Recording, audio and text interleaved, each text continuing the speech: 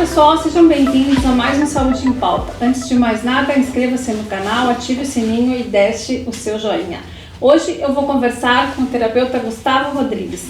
Ele tem um currículo bastante extenso, por isso eu vou dar uma enxugada. Ele é formado em Ciências Militares, pós-graduado em Educação Especial em Educação Inclusiva, pós-graduado em Ecoterapia, curso básico e avançado em Ecoterapia, formado em Analista Comportamental pelo Instituto Transmitir, pós-graduado em Ciências Parental, pós-graduando em Neurociência, Trauma e Saúde, também pós-graduando no curso de Neurociência, Trauma e Saúde Mental, pós-graduando no curso de Psicologia Analítica Junguiana.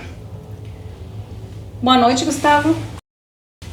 Boa noite, Nani Dávila. É um prazer estar aqui com você. Muito obrigado pelo convite. Muito obrigado a vocês inscritos no canal.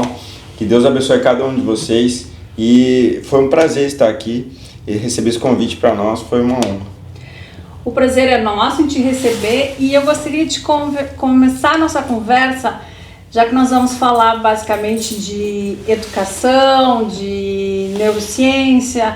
Eu gostaria de começar falando sobre as principais fases do desenvolvimento do cérebro infantil. Legal. Essa é uma pergunta bastante interessante e que os pais que nos procuram para falar sobre a educação de filhos e também na mentoria paternidade, ela é uma pergunta comum. Então eu vou responder da seguinte forma: eu vou traçar um paralelo do desenvolvimento neurocognitivo e o desenvolvimento acompanhado, vamos dizer assim, emocionalmente com os pais nele. Eu vou traçar esses dois paralelos para o pessoal entender. O neurocognitivo, que a gente estuda na medicina e neurociência, ele é dividido do 0 aos 3, dos 3 aos 6 e dos 6 até a adolescência.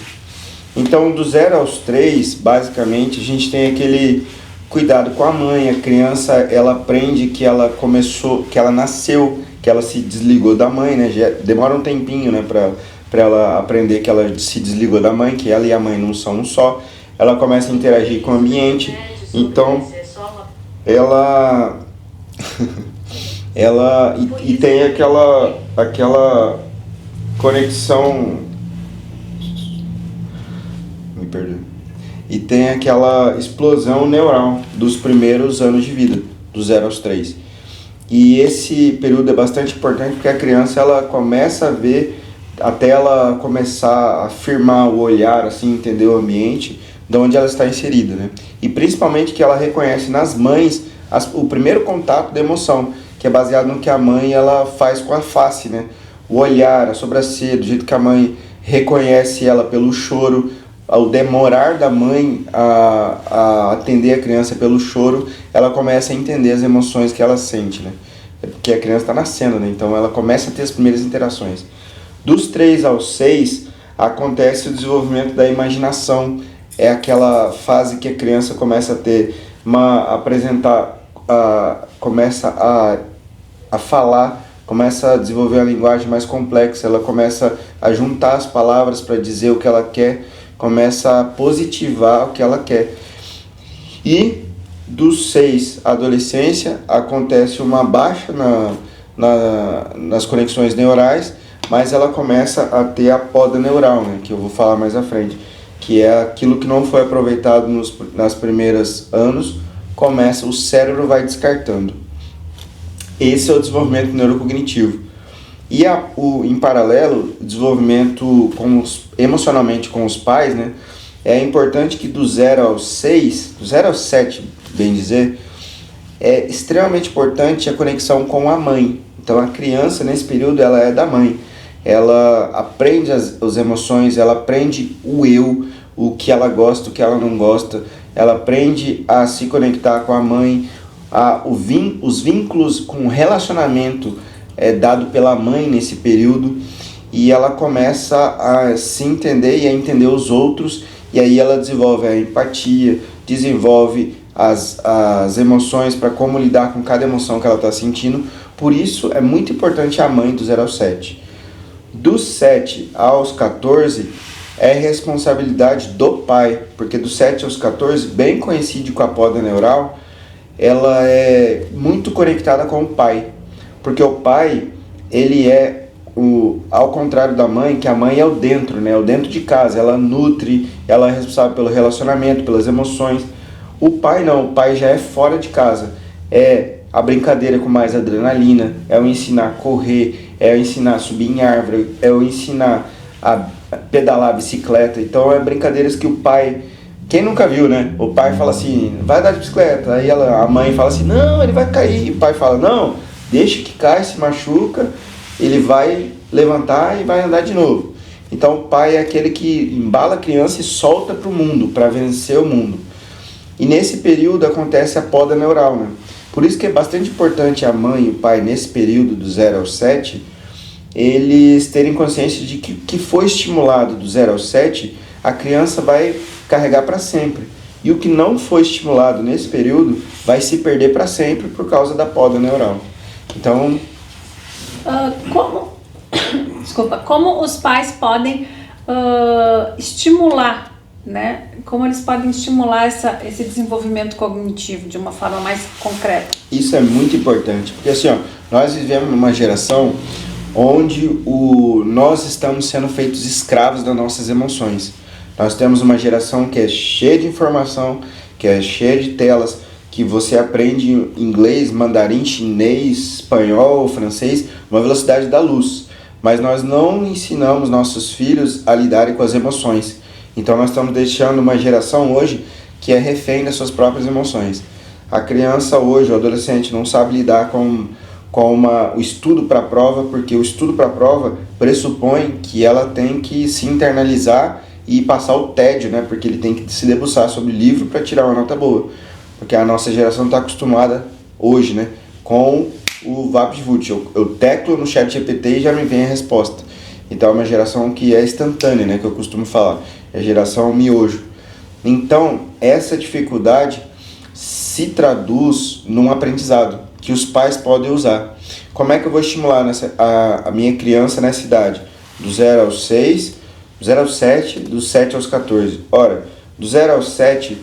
os pais podem estimular a leitura com as crianças, os pais lendo e as crianças imaginando, porque a imaginação, ela destrava no cérebro da criança áreas que o estudo no livro não atinge. Assim como a música, só da criança do 0 ao 7, ele não vai ter aula de música, ele vai ter aula de musicalização, né? Que os professores chamam. Só da criança ter contato com o compasso, ter contato com uma melodia, ter contato com os instrumentos, entrar na hora certa na melodia que o professor tá falando e entrar na hora certa com um instrumento diferente, já desenvolve áreas do cérebro que a matemática, que o comportamento, que as relações interpessoais não estimulam. Assim como o jogo de dama e posteriormente o jogo de xadrez desenvolve outras áreas, que é o pensamento empático. Por quê? No xadrez você tem que fazer um jogo complexo, de que se eu jogar esse movimento aqui, isso tudo na cabeça, né? O meu adversário vai jogar esse, e assim eu vou jogar esse, eu vou jogar esse. Então ele aprende a calcular rapidamente. E esse cálculo na vida depois vai ser muito importante para ela no raciocínio rápido, no raciocínio lógico, vai preparar a criança para o concurso, vai preparar a criança para desenvolver o cérebro dela. Então isso é muito importante. Então, traduzindo em palavras, leitura, musicalização, algum esporte. Aí, para os pais que estão ouvindo, o esporte ele é muito importante porque pais e mães de menina e pais e mães de menino. Os pais, né? Quem nunca falou assim, mas as meninas são tão quietinhas e os meninos, poxa, não param. Quem nunca falou isso? Isso é relativo, né? Eu tenho umas meninas que infernizam mais que os meninos. Mas aí, o que eu quero falar? Normalmente, o cérebro do menino, ele se desenvolve mais quando corre. Então, o homem, menino, filho menino, precisa de um esporte. Ele precisa correr, ele precisa... Nem que seja na praça, deixar ele andar de bicicleta, correr. Em termos neurais, qual é a explicação para isso? É porque quando o menino corre, ele ativa a adrenalina, ele gasta os músculos, e aí o cérebro produz a ocitocina, que é o hormônio responsável pelo prazer e pelo aprendizado. Quando o homem gasta, ele tem muita necessidade porque tem a formação da testosterona, né? Que nessa idade não é tão alta, né? Mas tem. O menino precisa correr, gastar os músculos, gastar a energia para poder se desenvolver. Já as meninas não. As meninas elas aprendem mais e mais rápido no livro, num relacionamento interpessoal, ela observando como ela se comporta e como ela se relaciona com o meio dela, num filme, num documentário. Então as meninas aprendem mais rápido e muito mais estando quietinhas, porque elas são muito relacionamento interpessoal, né? As mulheres As meninas são mais observadoras, eles em geral, né? São. E os meninos já precisam de um esporte. Não que as meninas não precisem, né? Lógico, todo esporte é bom, eu não estou falando isso. Mas é para pais e mães saberem que o menino ele necessita de ser estimulado para correr, jogar bola, andar de bicicleta. E eu queria que o senhor falasse para a nossa audiência se existe uma diferença no cérebro daquelas crianças que crescem num ambiente mais acolhedor de crianças que crescem em ambientes estressantes. Isso aí acontece demais. É porque muitos pais, é nítido a diferença, assim, ó, quando a gente vê a criança que ela cresce em um ambiente acolhedor e a criança que cresce num ambiente que eu vou chamar de conflituoso, ou estressante, ou tóxico. O pessoal vai entender por quê. O ambiente acolhedor, ele pressupõe que dá segurança para a criança ela pode errar e não tem medo de ser criticada, ela sabe que ela pode errar porque faz parte do aprendizado. Eu vou dar um exemplo. A mãe que fala assim, ó, filho, coloca o leite, você já tem capacidade de colocar o leite para você no seu copo, pode fazer o seu Nescau. Aí, ou o seu todinho, ou enfim, a bebida, ou se ela toma... Eu vou cobrar propaganda. Aí a criança vai, coloca o leite, só que ela pode derramar. Aí, por exemplo, num lar que é acolhedor, a mãe vai falar assim, ó, tudo bem, filho, não tem problema, tenta de novo. Ele vai conseguir, uma hora vai conseguir. Então isso estimula a criança que ela pode errar. Porque, autonomia da criança. Porque também, lógico que é autonomia, mas a criança, nessa autonomia, ela pode errar, que ela vai conseguir acertar e a mãe não vai criticar o erro. Já o ambiente conflituoso é aquele que critica a criança, que tira a autonomia da criança. Por exemplo, o ambiente conflituoso, a mesma criança derruba o leite, poxa, já falei que não é para derrubar, presta atenção. A criança inibe a autonomia dela, porque a criança vai falar, poxa, eu não consigo. Isso no inconsciente dela. E a cada vez que a mãe fala, não, deixa que eu faço para você, ou o pai também, deixa que eu faço para você, a criança automaticamente, poxa, eu não consigo, eu não sei fazer isso. E aí vai virando a identidade dela. E a criança, quando chega, pensando lá na frente, né?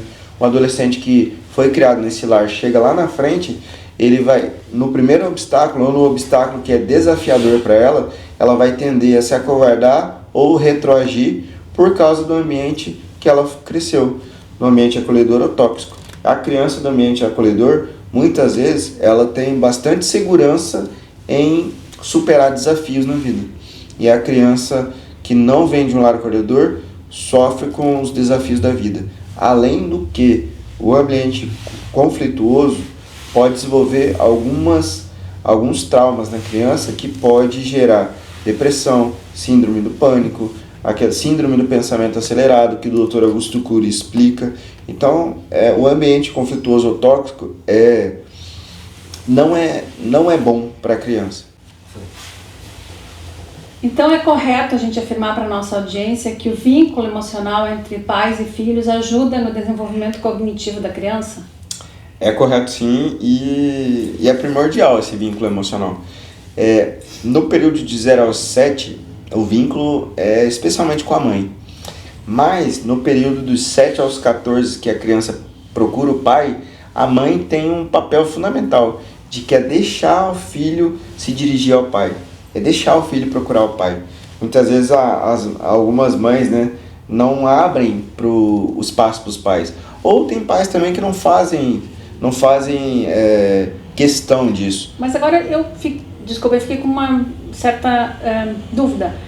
a presença do pai é, de qualquer forma, importante nesses primeiros anos, até os 7. Claro, é verdade. Eu também não me expliquei direito, né? Mas é muito importante a figura do pai. Porque o pai, apesar de que, vamos dizer assim, o vínculo da criança está sendo construído através da mãe, o pai é o suporte com a mãe, porque a mãe às vezes está amamentando, mas vai precisar do pai para trazer uma água, vai precisar do pai para ajustar a postura dela, vai precisar do pai para fazer dormir enquanto a mãe vai no banheiro. E aí nesse período de fazer dormir, fazer isso, tem coisas que o pai pode fazer para criar uma conexão já com o bebê, que é dar banho junto. Por exemplo, no meu filho, no meu do meio, eu dava banho junto nele. E aí o que eu fazia? Eu colocava a sunga, né? E pegava ele bebê e ia para debaixo do chuveiro, dava banho nele e ele começava a sentir minha pele, ele me olhava, ele começava o vínculo comigo ali. Tem uma técnica que é esse banho com o pai. Então ali já era a minha primeira conexão com ele. E aí quando ele estava um tempo acordado e quando ele estava firmando as vistas, ali nesse tempo ali, eu falava com ele, desde a barriga na verdade eu falava com ele. E tem estudo também de Michigan que fala que quando o pai conversa com o bebê na barriga, quando ele nasce, ele já está acostumado com a voz do pai. E a voz do pai, na ausência da mãe, pode acalmar o bebê também, se o bebê já foi estimulado desde a barriga. Então, respondendo, o pai é importante. E o vínculo emocional é muito importante porque o vínculo emocional com a criança, quando ele é no ambiente acolhedor, ele estimula a memória, ele estimula emoções saudáveis para o filho e ele estimula ele a aprender quem sou eu, o que eu sinto, identificar o que eu sinto e como eu reajo ao que eu sinto, baseado no vínculo dos pais. Ora, o bebê ele vai aprender como ele vai reagir à raiva de acordo com o que ele vê a mãe e o pai com raiva, como é que eles reagem quando estão com raiva. Se é aqueles pais que respiram e falam assim, olha filho, daqui a pouco a gente conversa.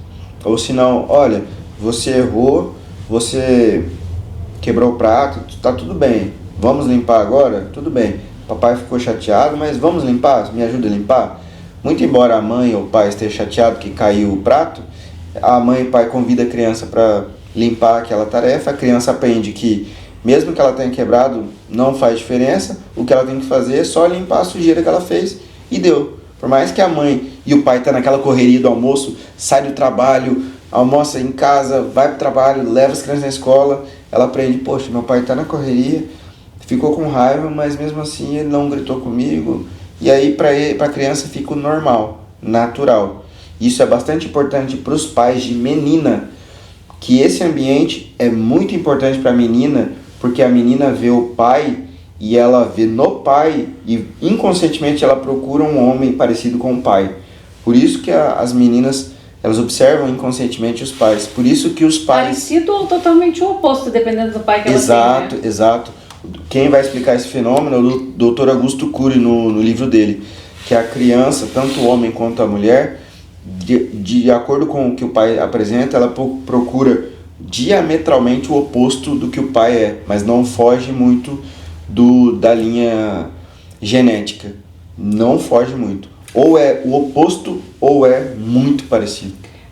O senhor falou aí um pouco de que a criança vai se tornar um pouco do que ela vê em casa, né? Então, nesse sentido, o temperamento das crianças, ele é inato ou ele pode ser, digamos, modelado pelos pais? Exato. Essa é uma pergunta bastante importante. Assim, ó, que eu vejo que tem algumas coisas que é inata. Por exemplo, a genética, os genes que vêm do pai, cor do cabelo, mais ou menos o temperamento da mãe ou do pai, isso é inato.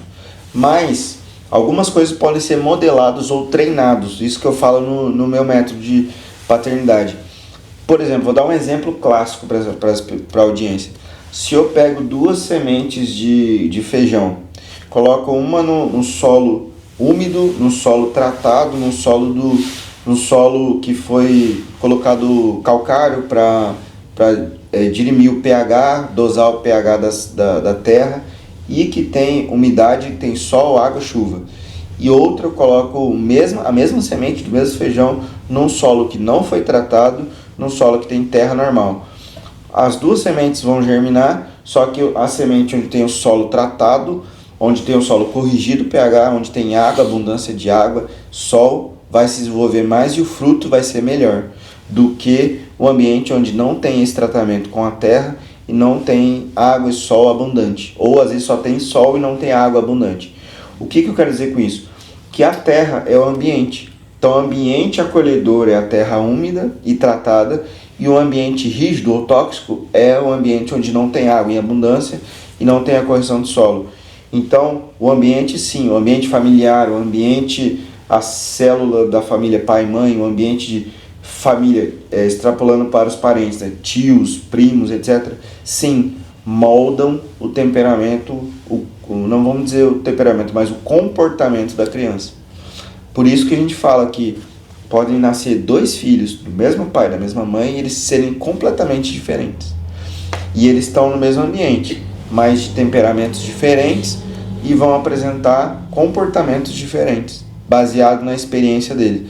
Por isso que o Gustav Jung, que é a psicologia analítica junguiana, ele vai dizer que as experiências, para mim, eu e você podemos ter a mesma experiência, mas porque eu sou um ser e você é outro, a gente pode interpretar a mesma experiência de 2 maneiras diferentes. Por isso que não existem nós somos 8 bilhões de pessoas na Terra, exato, não é? Exato. E nenhuma de nós temos a mesma impressão digital. Exatamente, fantástico isso. Um ponto que eu queria falar é como os pais podem estimular assim, positivamente as crianças dentro de casa. E eu gostaria que o senhor fizesse uma comparação, apesar de que eu sei que o senhor tem uma certa restrição à psicologia positiva, eu gostaria que o senhor comentasse um pouquinho. Porque ela está muito na moda, né? Está na moda. A educação positiva, que vem da psicologia positiva, ela é pautada assim, né? Estimular o que a criança tem de bom, né? Valores, a criança apresenta certa propensão para música, certa propensão para dança, certa propensão para inteligência sinestésica, que é o esporte. E aí, sim, os pais aproveitarem isso e estimularem as crianças, incutindo valores, incutindo na criança a proatividade em aprender, a ela buscar o conhecimento dela. É basicamente aquele positivismo lá do que a gente conhece. E essa psicologia é muito bom, porque é muito boa, assim, o que eu acho de positivo nela é que os pais podem explorar o que tem de melhor nos filhos dele, e para os pais que estudam, obriga os pais a se conectarem com os filhos verdadeiramente para identificar as qualidades dos filhos. Em contrapartida, e é o que eu tenho experimentado na geração de pais de hoje, que a minha geração foi ensinada na educação, saindo da educação tradicionalista, que é aquela que os pais pegavam a espada de São Jorge para dar uma corrigida nos filhos, para a minha geração dos meus pais, que já é uma geração mais permissiva. A gente não foi tão corrigido a tanto ferro e fogo.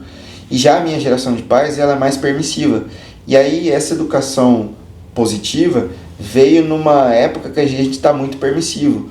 Ou, por exemplo, na correria do dia a dia, pais e mães estão trabalhando hoje no dia a dia. Então é mais fácil eu dar uma tela para o meu filho, porque ele vai ficar quieto, eu consigo estudar, eu consigo trabalhar, do que eu me conectar com meu filho, aprender o que ele está apresentando se o meu filho está gritando, se ele está tendo um comportamento desafiador, ou ele não está se sentindo seguro, ou ele está chamando a minha atenção porque está faltando atenção. Então é muito mais fácil eu dar a tela para o meu filho do que eu me conectar com o meu filho e impor limites.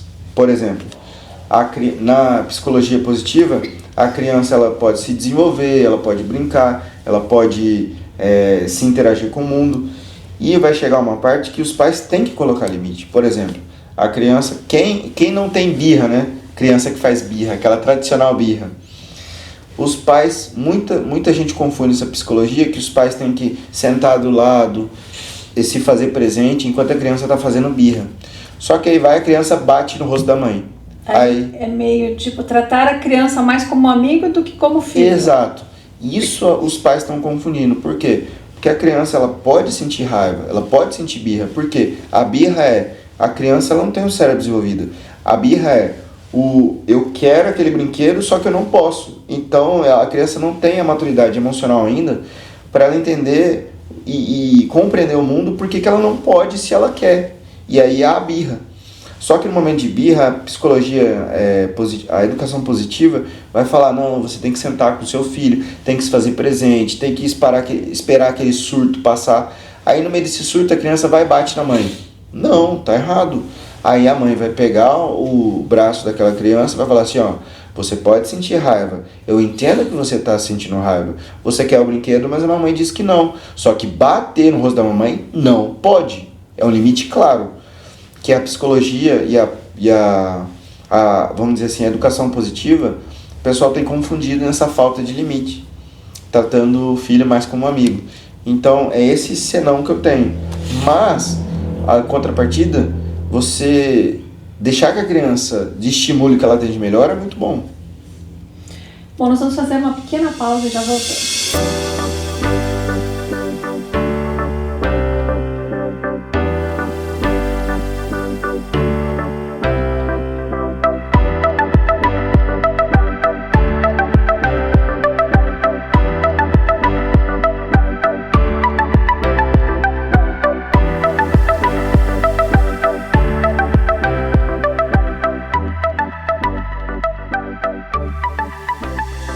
Muito bem, você está assistindo Saúde em Pauta, onde nós estamos conversando com o terapeuta Gustavo Rodrigues. Eu vou querer, Gustavo, que tu explique para a nossa audiência como, de uma forma mais prática, o pai pode desenvolver a autoestima da criança e ajudá-la assim, a desenvolver no colégio coisas práticas, né, para os pais que estão nos assistindo, assim, né, porque a autoestima, quando ela é formada desde cedo na criança, né, ela faz com que o adulto seja um adulto seguro, com autoestima e amor próprio elevado. Exatamente. Olha, essa é uma pergunta bastante interessante que, olha, se os pais e mães pegarem essa chave aqui e aplicarem, não tem erro. O que eu vejo na educação de pais e nos pais que nos procuram ali no Instituto, é que quando a gente fala e eles aplicam, eles quase não acreditam. Então, assim, a primeira parte para eles, vamos do começo para o fim, né? Primeiro começa em casa. Como é que eu vou cultivar essa questão de autocuidado, da autoestima e dele estar bem com ele mesmo? Primeiro, usando as bases milenares da neurociência, né? Quando a mãe e o pai dedicam um tempo da rotina deles em conexão com os filhos, conexão sem telas, isso é importante. Quando a mãe passa um tempo brincando com os filhos e o pai também passa um tempo brincando com os filhos, isso já causa no filho, é inconsciente. Poxa, meu pai, minha mãe parou tudo para vir brincar aqui comigo. Mas é uma brincadeira assim, ó. E o pai chega, mãe chega, filho, do que você tá brincando? A menina, né? Ah, eu tô brincando de casinha. Ah, mas como é que é? Explica pra mim. Ah, tô fazendo isso. E deixa a criança conduzir um pouquinho, ó, a brincadeira. Entra no mundo de imaginação dela, da menina, né? Entra no mundo com ela. Imagina entrando na casinha, conecta emocionalmente com ela. E depois que ela dirigir a brincadeira um pouquinho, aí o pai ou a mãe começa também, vamos fazer isso, vamos fazer aquilo outro, vamos fazer aquilo outro. Estimula sempre a imaginação dela e no subconsciente dela vai ficar marcado que o filho vai falar assim, poxa, a minha mãe está aqui comigo, deixou tudo para fazer, poxa, eu sou importante para ela. Inconsciente, ela não vai expressar isso, mas ela vai sentir. Já o homem, o filho, o menino, ele vai estar brincando de bola, vai estar brincando com o carrinho, vai estar brincando com o Lego, que é muito importante tanto para a menina quanto para menino, é muito importante o Lego. Tá montando o Lego, tá jogando bola, pai ou a mãe, tira um tempo, vai lá, sem telas, sem celular, se conecta com o filho. O que tá brincando? Tô brincando de fazer gol naquele portão. Vai lá, chuta com ele, dá umas risadas com ele, brinca, pergunta se ele tá gostando, pergunta sobre se ele dormiu bem, o que ele quer comer, ou se ele comeu na escola no dia anterior. Se conecta com ele. Brinca com ele, depois dirige um pouquinho a brincadeira pro filho não aprender que ele manda o tempo todo, porque daí na brincadeira no colégio ele vai se frustrar porque às vezes o coleguinha quer mandar na brincadeira, é a vez dele mandar na brincadeira, então ele não vai entender a vez do outro. Por isso que é importante já ensinar a vez do outro desde casa. Filho, agora você está brincando, ou é muito bom para quem tem irmãos, né? Filho, você pode brincar com o carrinho, aí o irmão pede, né? Não, ele está brincando. Depois que você brincar, filho, aí você empresta pro irmão e você espera o seu irmão brincar, que ele pegou primeiro, depois você toma. Enquanto isso, fica brincando com eles. Lógico, não é tão fácil assim, né? Mas esse é um exemplo de conexão. Primeiro, por que conexão? Depois da conexão, você consegue introduzir brinquedos pedagógicos, que é aquele... Quem nunca viu assim, um brinquedo que ele tem um caninho colorido assim, e tem várias formas geométricas que a criança tem que passar sem tocar no cano? Já viu?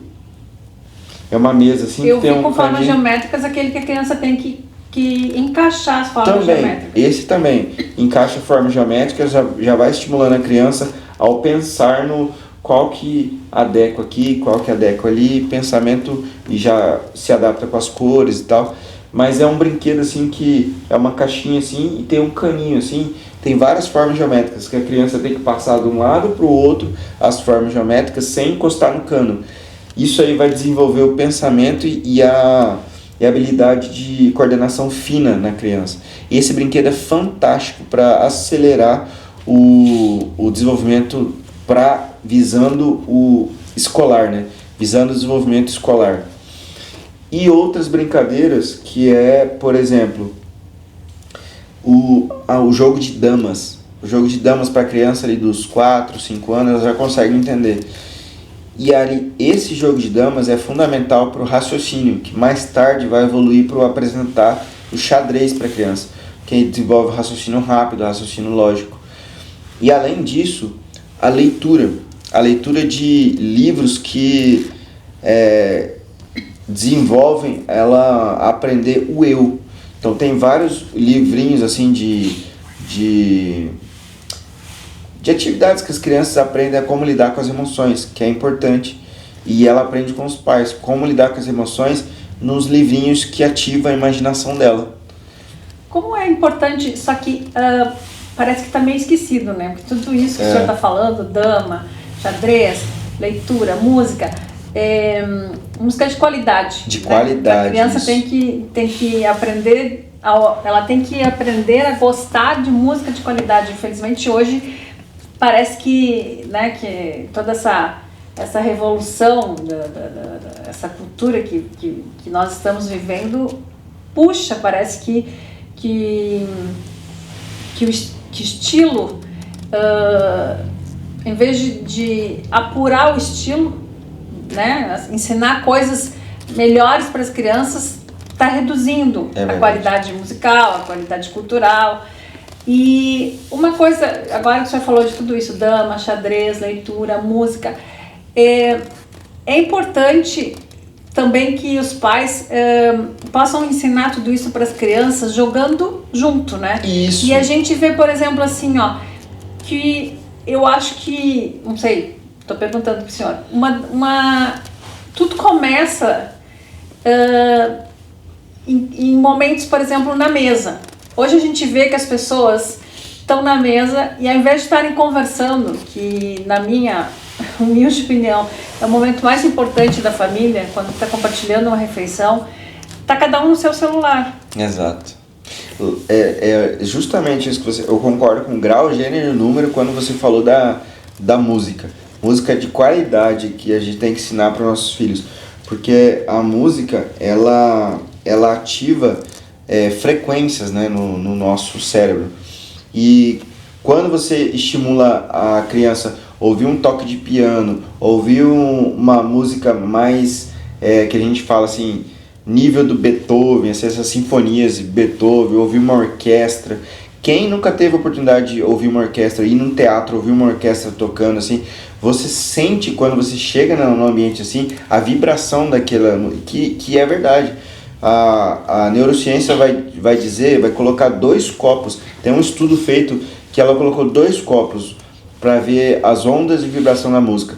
num copo de água, os 2 copos com água, né? Num copo de água colocou uma sinfonia, que é uma música de qualidade, escritas sobre uma clave de música, escritas com notas, harmonias sinfônicas, harmônicas, e outro colocou eu não sei se eu posso citar o ritmo. Sim. Colocou um funk batidão ali, tocando. E aí os cientistas foram olhar o que acontece com as moléculas da água nos 2 ambientes.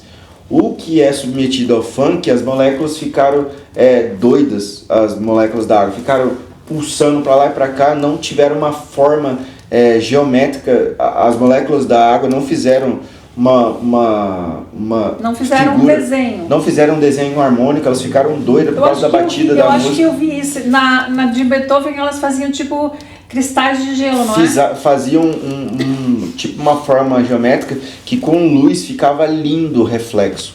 Então, se com um copo d'água acontece isso, imagina com o nosso corpo, que é 70% de água.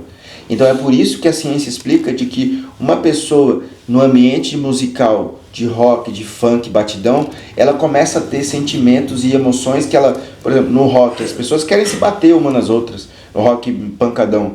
E as pessoas do funk, aquela batida do funk ativa nelas aquele hormônio muito ligado à relação sexual. Então, pelo que a batida do ritmo vai oferecer. Já a sinfonia Beethoven e essas sinfonias harmônicas, música de qualidade, vai estimular o cérebro à tranquilidade, à introspecção, a admirar o belo e tirar o abstrato, vir no concreto. O concreto, a arte concreta.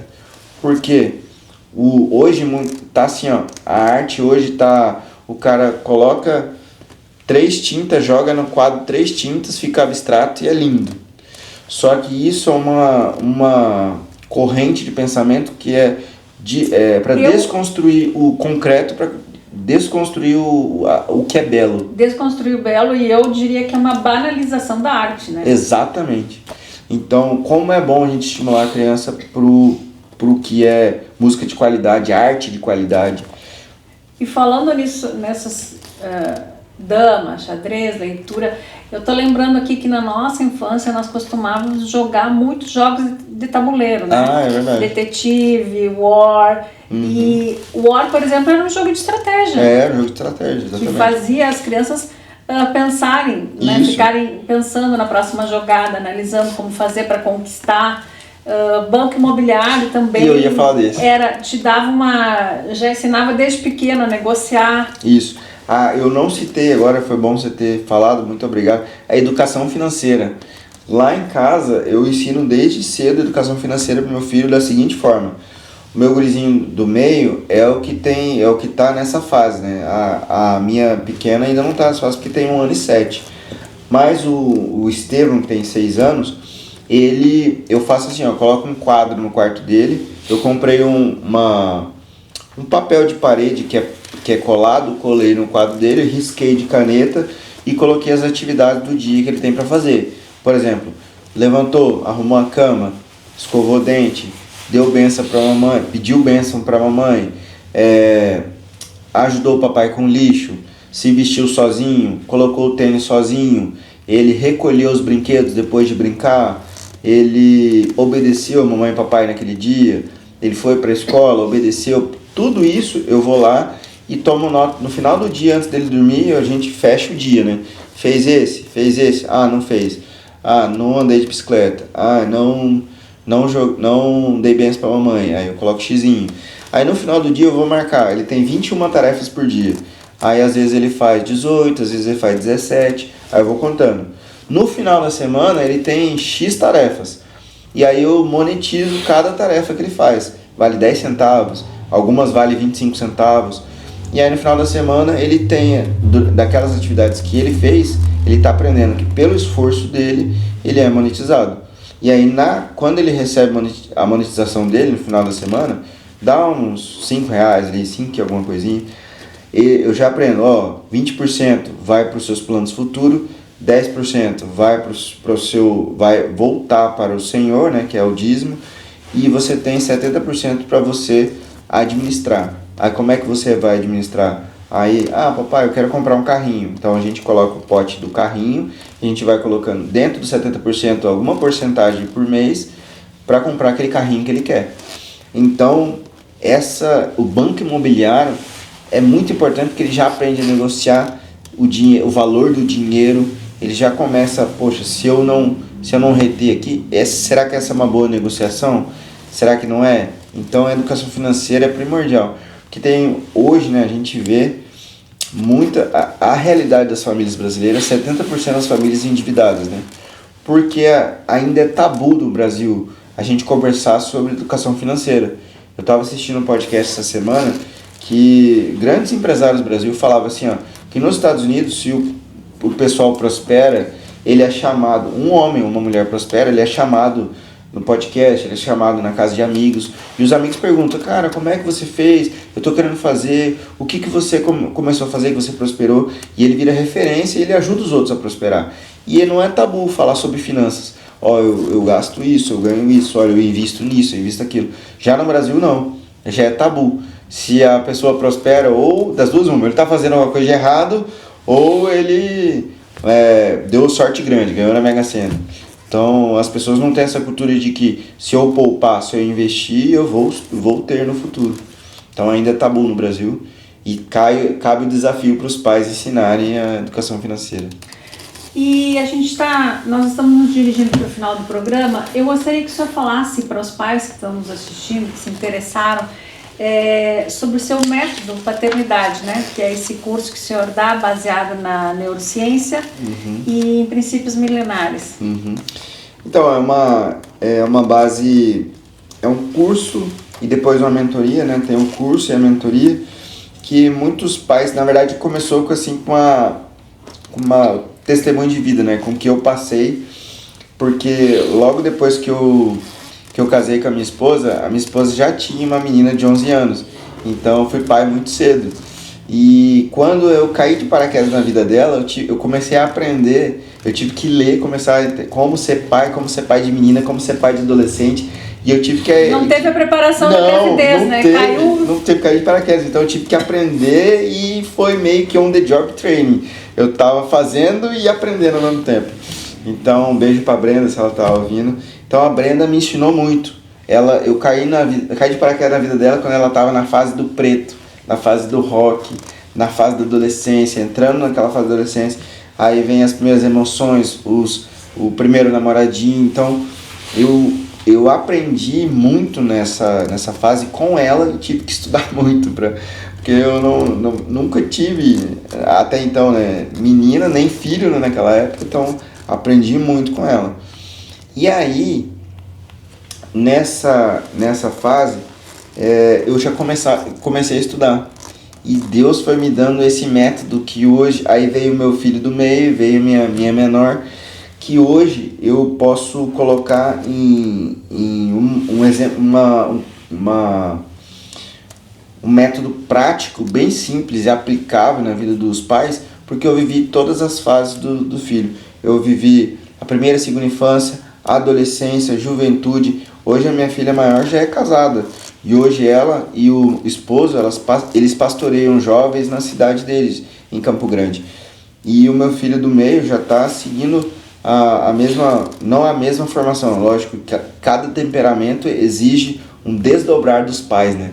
Que é outro erro dos pais, né? Que é aquele erro assim, eu criei meus filhos tudo da mesma forma. Esse é o erro. Porque cada filho tem um temperamento. Então, por mais que os valores sejam os mesmos, o filho com um temperamento fleumático não aprende da mesma forma que o sanguíneo, que o colérico, que o melancólico.